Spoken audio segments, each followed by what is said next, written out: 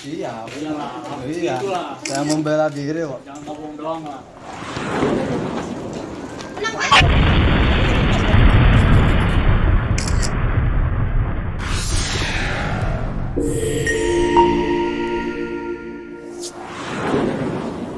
Bismillahirrahmanirrahim. Assalamualaikum warahmatullahi wabarakatuh.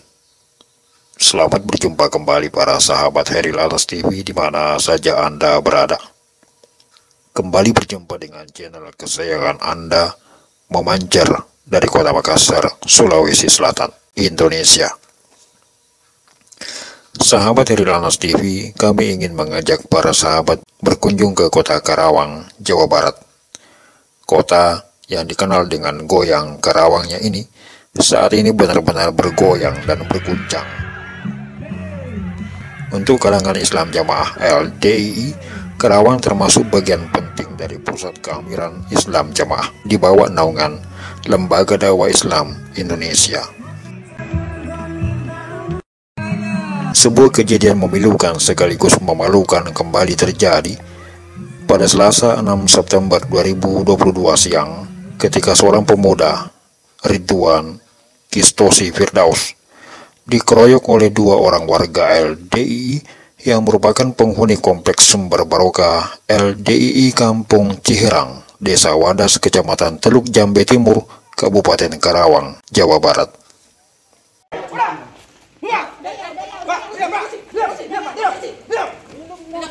Dua warga LDII yang merupakan ayah dan anak itu, yakni Rival dan Musa, sengaja menghadang korban yang baru saja pulang dari membeli makanan untuk eyangnya yang sedang sakit. Kedua pelaku tidak hanya menghadang korban, tetapi juga sekaligus melancarkan aksi penganiayaan dengan menggunakan parang dan balok kayu. Korban berusaha melepaskan diri dari kedua pelaku yang telah dikuasai nafsu amarah itu. Dengan berlumuran darah, korban yang akrab disapa Osi itu berlari menuju rumah eyangnya. Namun, rupanya pelaku tidak puas. Keduanya menyusul Osi menuju rumah korban, sambil berteriak-teriak mengacungkan senjata menyuruh korbannya keluar. Di depan pintu rumah korban, mereka berteriak memanggil sambil mengancam akan membunuh korban bila tidak keluar. Dengan alasan korban dan keluarganya halal dibunuh karena dianggap telah murtad dari organisasi LDII. Sungguh sebuah tindakan yang anarkis dan radikal. Saksi mata dari lokasi kejadian yang masih merupakan bibi korban meminta kedua pelaku untuk tidak berteriak-teriak karena ibu mereka sedang sakit. Namun bukannya berhenti, kedua pelaku justru makin kalap sambil menghantamkan balok dan parang ke seisi rumah korban.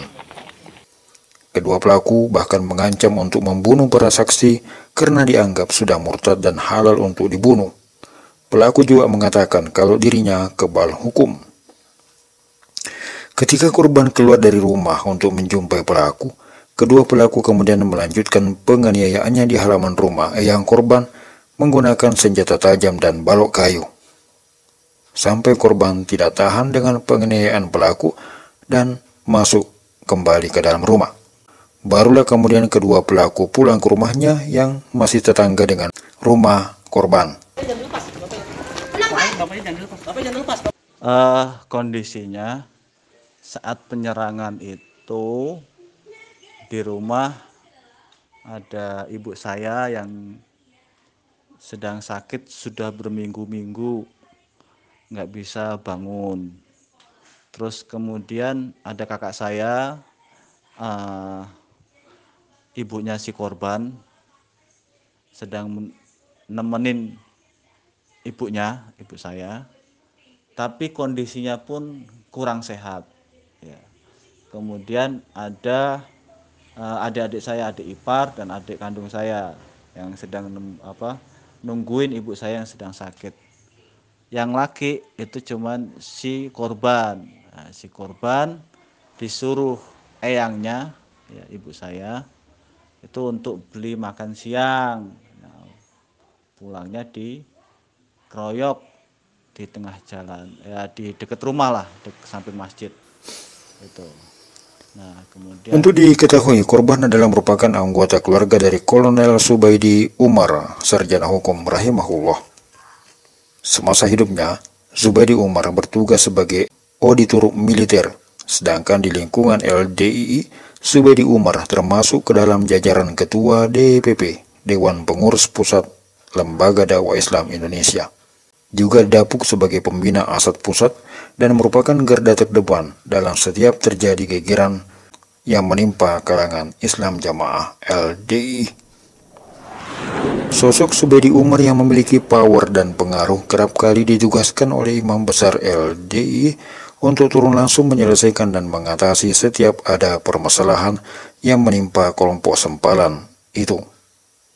Kiprah dan sepak terjang Zubaidi Umar dikenal hingga Cirebon dan Kuningan dan di berbagai daerah yang pernah berkonflik. Mantan Ketua DPD LDI Cirebon Haji Mario kepada Hairil Anas TV mengakui dirinya sangat akrab dengan Zubaidi Umar karena sama-sama sebagai pengurus di DPP LDI. Dulu saya memang dekat sama beliau, almarhum Pak Kolonel Zubaidi Umar, sarjana hukum. Beliau adalah salah seorang auditor militer yang kemudian setelah masuk dalam jamaah, beliau menjadi andalan Baim untuk mengatasi semua permasalahan-permasalahan atau gegeran-gegeran yang timbul di kalangan jamaah di daerah-daerah maupun di pusat. Beliau adalah salah seorang ketua DPP LDI, kemudian beliau juga perintis dan pembina Asad Pusat. Pertama kali ada latihan Asad halus itu adalah di rumah kediaman beliau di Jalan Tawakal, Jakarta. Kebetulan saya ikut berlatih di sana. Korban yang dianiaya oleh kedua pelaku warga LDI merupakan cucu dari Kolonel Zubaidi Umar. Adapun pelaku yakni rival saat ini masih tercatat sebagai warga aktif dari organisasi Lembaga Dakwah Islam Indonesia.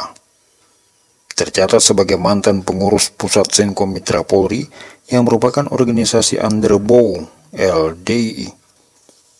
Sejumlah saksi menyebutkan bahwa saat aktif di Senkom, rival memang sering berurusan dengan kepolisian, tapi selalu dengan mudah keluar karena hasil lobi petinggi Senkom dengan kepolisian setempat.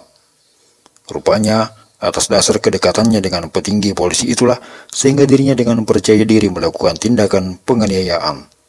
Dia merasa berhak memperlakukan tindakan kepada warga LDI yang keluar dari lingkaran LDI. Sikap arogan itu membawa petaka kepada dirinya, keluarganya, dan bahkan kepada organisasinya. Polisi segera mengamankan keduanya, sebagaimana dikatakan paman korban Ahmad Fatoni. Yang mau membunuh warga saya, ponakan saya sudah dibacok, ya, pada tempat ini ya. Alhamdulillah pihak kepolisian sudah datang ke lokasi, ke rumah pelaku. Karawang, tanggal 6 bulan September tahun 2022 untuk Kapolres lanjutkan pergerakan. Informasi yang dihimpun Hairil Anas TV mengatakan berkali-kali pihak pengurus LDI berusaha menghubungi keluarga korban untuk mengajak berdamai, namun ditolak. Nampaknya pengurus LDI saat ini sedang dibuat repot oleh anggotanya sendiri. Konflik terjadi dari berbagai daerah dan seakan sambung menyambung. Konflik dan kasus yang datang silih berganti dan berantai itu membuat pembesar keamiran LDI semakin panik, pusing, dan kerepotan. Mereka pusing memikirkan berapa puluh juta lagi dana yang harus digelontorkan untuk mengatur damai semua kasus. Berapa banyak lagi rekayasa dan kedustaan yang harus disusun untuk membersihkan marwah organisasi. Berapa banyak lagi pengikut dan jemaat LDI yang harus diajak berdusta, dipaksa berbohong, diperintah berpura-pura, dinasihati agar sabar.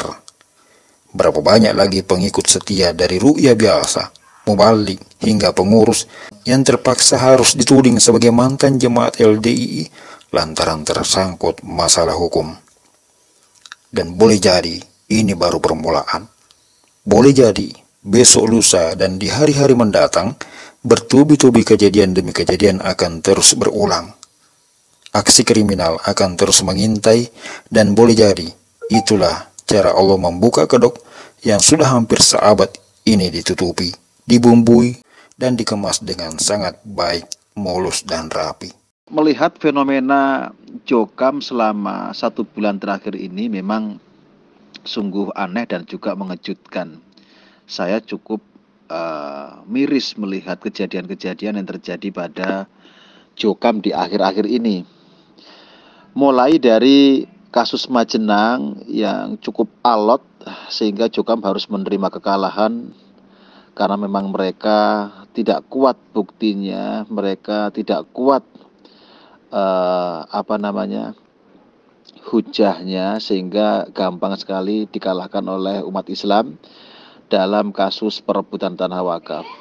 Ditambah lagi dengan kasus pembunuhan seorang mubalek tugasan di Indramayu yang dilakukan juga oleh seorang mubalek setempat yang jelas motifnya adalah wanita. Nah, sehingga membuat geger Jokam atau warga LDI di sana. Kemudian kasusnya sekarang juga sudah di BAP dan sudah siap masuk ke persidangan. Dan baru 2 hari yang lalu ditambah lagi kasus di Kerawang di mana orang-orang Jokam LDI 354 ini mempersekusi sebuah keluarga yang sudah keluar dari pemahaman takfiri Jokam LDI 354 itu, yakni mereka adalah keluarga dari Bapak Zubaidi Umar atau keluarga dari Ustadz Yayan Singapura. Ini saya melihatnya sungguh mengelus dada sekali ya.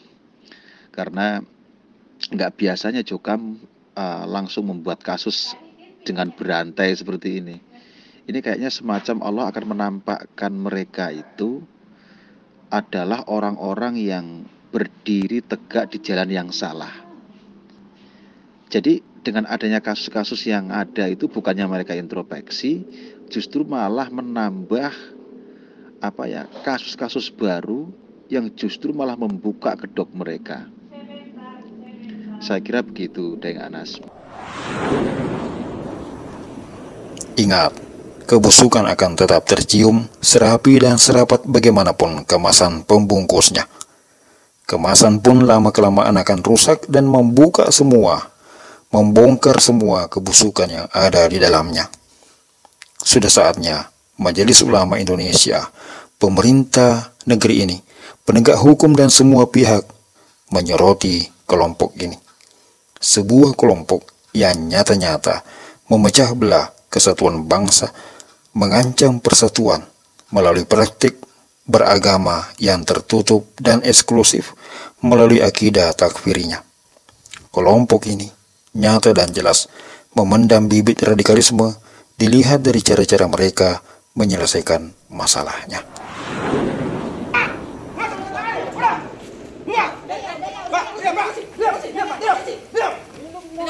Semoga pengambil kebijakan negeri ini segera bertindak sebelum semuanya terlambat.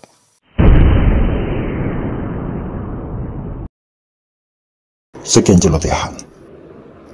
Sampai jumpa pada celotehan berikutnya. Assalamualaikum warahmatullahi wabarakatuh.